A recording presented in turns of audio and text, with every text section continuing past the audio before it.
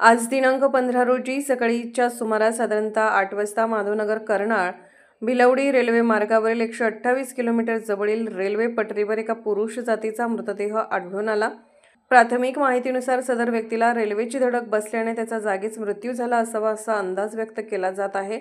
घटनेची माहिती मिळताच रेल्वे सुरक्षा दल, आरपीएफ, स्पेशल रेस्क्यू फोर्स व आपत्कालीन पथकाने तात्काळ घटनास्थळी धाव घेतली। त्यांनी मृतदेहाची पाहणी करून सांगली ग्रामीण पोलीस ठाण्यास याची माहिती दिली।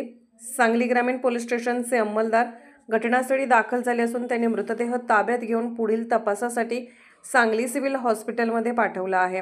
मृत व्यक्तीची ओळख अमन दीपक आवळे वय 23 राहणार माधवनगर जकात नाकाजवळ अशी पटली आहे। घटनेनंतर त्यांच्या घरच्यांना आणि नातेवाईकांना माहिती देण्यात आली आहे।